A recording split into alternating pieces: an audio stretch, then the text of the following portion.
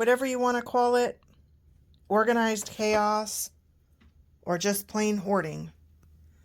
Welcome to my rubber stamp closet. Jax just jumped in there. He loves going to the back of the closet. It's mysterious and fun, I guess, for a cat. Jax, what do you think? You have a stamp picked out for me? Today, we are looking for a rubber stamp to make a sympathy card. Last week, I lost 2 people in my circle. I found my Christian box of stamps. I found this one about the footprints. I did find this one, I Think of Heaven as a Garden. I had to do some moving around in here to get to this box of flowers. I'm specifically looking for a calla lily stamp I have. Here it is right here. That's a calla lily stamp. I usually use this for funeral cards. Although I really like this. It looks like a wreath. And it matches the heart shape on here.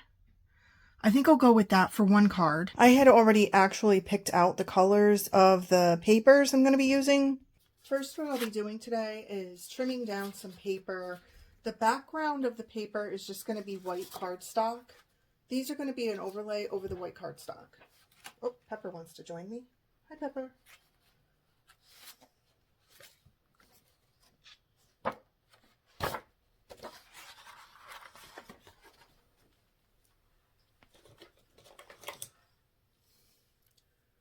What I have here is a bone folder, so basically it's just a thin little hard piece of, they call it a bone folder. I don't think it's actually made of bone, but like plastic. And I'm just going to fold the paper in half.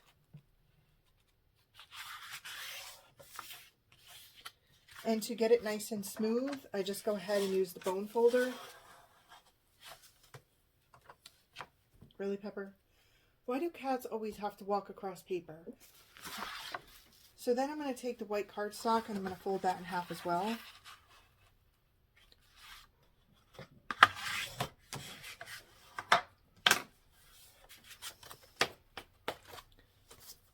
Now, because I only need half of the cardstock, I'm going to go ahead and cut it on the crease.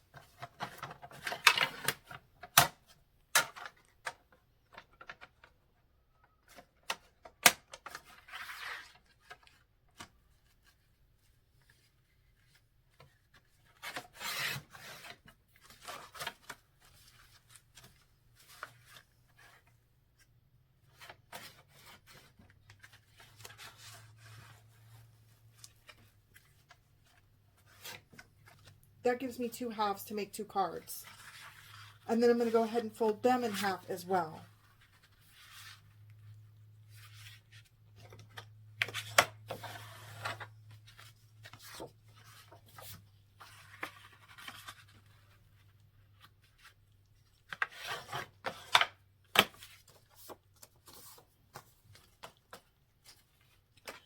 With the blue paper, I fold it in half. I'm going to go ahead and I'm going to cut that. And then when I cut that in half, now I'm going to go ahead and fold each half in half.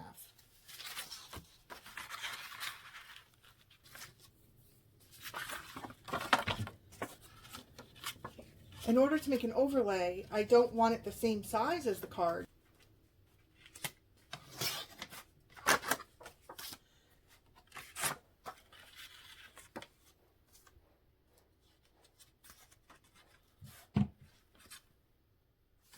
I'm going to cut it down by 1/2 inch. Then once that's trimmed down, you see it fits nicely in the middle of the white cardstock. For the first card, I'm going to make a white overlay to fit on top of the blue. So it's going to be layered, white, blue, and then white again. This time, instead of trimming it down 1/2 inch, I'm going to trim it 1 inch. And there you see how that will look layered. Then I'm going to continue this process until I have enough card bases and layers for the color patterns I've chosen to make 5 cards. Okay, I finally finished making my card bases and overlays, and I actually went ahead and made extras just in case I think of more people that need a card. For the next step of this, I'm getting out my embossing gun, which is a heat gun for crafting. I'm also getting out my silver embossing powder. I really like how the silver melts more than any other color. My new craft station here has electrical outlets, which really comes in handy for things like the heat gun. I have this ink pad called Versamark. I've had it for years. It creates a watermark that's clear that you use the embossing powder to seal with heat. So I'll show you that technique if you've never seen it before. The first thing to figure out is which way to have your paper when you rubber stamp it. You can do it this way or you can do it sideways. And I think for this stamp here, I'm going to do sideways. And I'm going to make 2 of these. I'm just going to take a sand block, and I bought this at like a Home Depot. I think these are in probably the painter's area, because you can see the roughness around the edge of the paper. So I'm just going to sandpaper that down. It doesn't have to be perfect. It kind of just gives it a smoother finish. And for this particular project, because I have so many to make today and I have a time crunch, I'm going to use glue sticks. Typically, I don't use glue sticks for these types of cards. I use glue dots. But to save time, I'm going to use glue sticks just to get this rolling here. So I start with the 2 cards I'm making. They're going to have a yellow overlay. I just kind of eyeball the center of the white base card. And then I'm going to go ahead and glue the white overlay on as well. And there's the finished result. Next, I'm going to take the rubber stamp and the ink pad, and I'm going to press down on the rubber stamp with the ink pad to get the wet impression all over the rubber stamp. Now, this one doesn't happen to have large edges. This is nicely die cut, but on some rubber stamps you might see a large edge, and you want to avoid pushing the ink pad at an angle to avoid getting it on the extra pieces of rubber around the edges. You want to really just get it on the actual design on the rubber stamp, because when you press this down, you'll end up with ink on your paper in places other than the actual image. And if that happens to me, I usually just take a paintbrush, a very thin paintbrush, and brush off when I put down the embossing powder, because wherever the ink is on the paper, the embossing powder is going to stick to that. And then I just take a paintbrush and wipe off all the excess embossing powder. But I'll show you what I mean. I went ahead and I got that all inked up. And I'm going to take my first card, and with pressure, I'm going to place it in the center of the white overlay. And then I'm going to press down on the rubber stamp. And you'll hear like a little pop as it lifts off. It's hard to see. I don't know if you can see that in the camera, where the wet, I think you can see it a little bit, where the wet ink is. Now I'm going to take my embossing powder, and I have this nice tray. I'm going to pour the embossing powder over the wet image.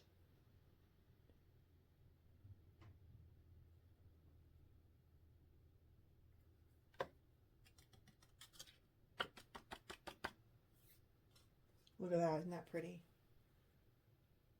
And you have to be careful with embossing powder because you can accidentally smear this.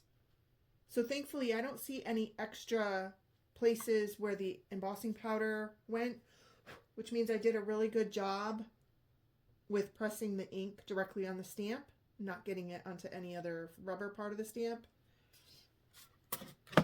And now I'm going to use my embossing gun.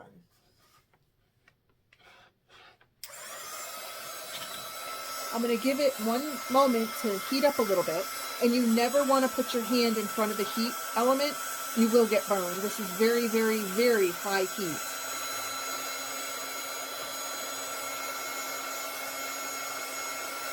And then you're just going to place it over your greeting card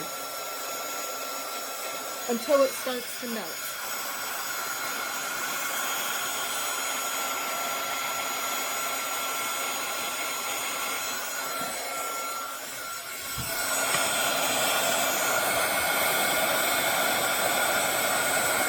You can see where the embossing powder is melting. And that's it. If you run that heat gun for too long, the embossing powder will burn and it will look charred. So you want to be very careful when you're running a heat gun to make sure you don't run it for too long. I'm going to do the inside message, which is this stamp here. And I'm going to ink it just like I inked the outer design. And then I'm going to heat up the embossing powder just like before. It came out beautiful. That's just the embossing powder. Now I'm going to heat it up. And that's what it looks like, all heated up and melted. Now, once the embossing powder is all melted, it can't smear or smudge. It's on there permanently. After I get the 2 cards prepared and ready to color in, I have a pack of double-ended watercolor brush pens, and I'm just going to color each of them the same. So each marker has a little line and then a thick tip.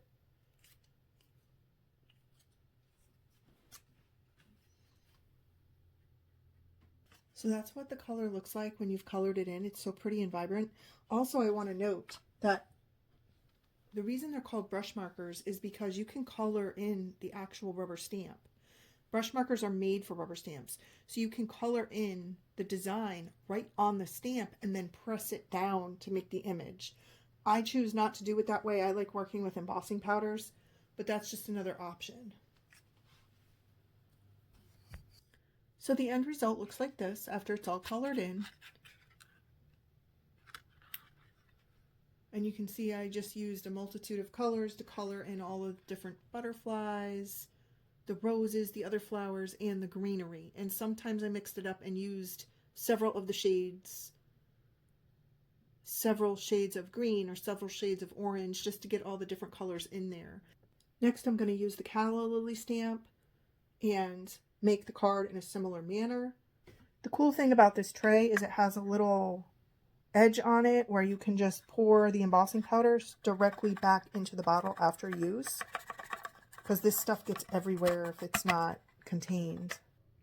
After I got all the calla lily cards embossed, I noticed I made a smudge mark here, and that's what I was saying before. Sometimes you get the ink on a part of the stamp that isn't part of the actual picture, and I should have seen that and wiped it away with a little paintbrush, but I missed it, so it just looks like a little smudge. I don't think anybody would notice it receiving the card. They'd probably think it was part of the picture.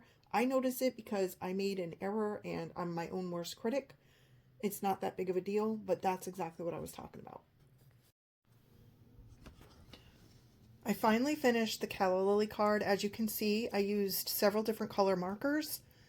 I used a peachy pink for the actual flower and different colored greens, and then the yellow for the middle of the flowers. And then this is the inside message, which is just heat embossed.